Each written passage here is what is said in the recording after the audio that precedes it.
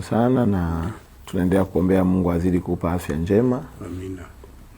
Na sisi tunajivunia kazi yako njema ambayo umeifanya kwa taifa letu. Amina. Na tunaamini Mungu atazidi kukupa uhai mkubwa zaidi ili uweze kula matunda ya jasho lako.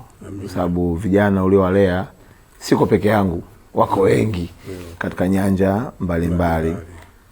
Lakini zaidi ya yote ninafahamu tarehe 17 ni kumbukizi ya miaka 5 ya hayati Dr. John Pombe Magufuli.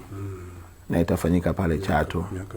Miaka 5 tangu ametutoka. Ndio. Kwa sababu ya ratiba ninaamini utapata nafasi ya kwenda.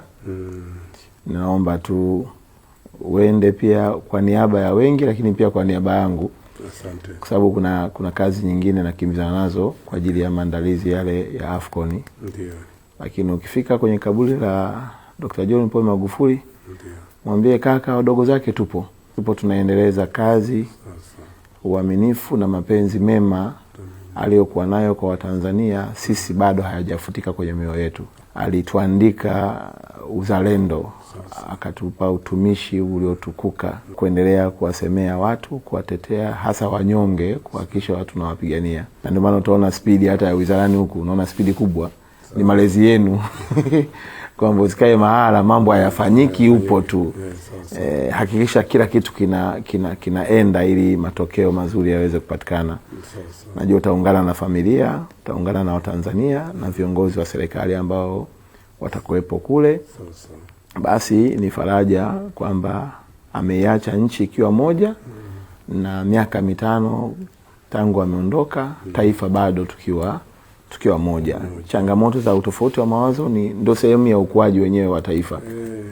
Kwa sababu hata kwenye familia unapokuwa uko peke yako, ukishapata watoto wakishaanza kuwa wakubwa, hawashindi kukujadili tena baba. Nilikuwa natania juzi kwamba inawezekana mimi natoka hapa, watoto wameshanipa jina. Mimi najua unakuwa na jina lako, lakini watoto wanakupa na jina jingine, azee mshua hivi uko wapi? Kwa hiyo ni sehemu mojawapo ya ukuaji wa taifa. Changamoto ni namna tu ya kukabiliana nazo na kuweza, lakini naamini huko aliko anaona Tanzania ambayo inaendelea kupiga hatua na kazi inaendelea kufanyika, na tunaendelea kuomba umoja na mshikamano uendelee kuwa nasi. Kwa hiyo nisikuchukulie muda wako mwingi kaka, kwa sababu tumeongea muda mrefu leo.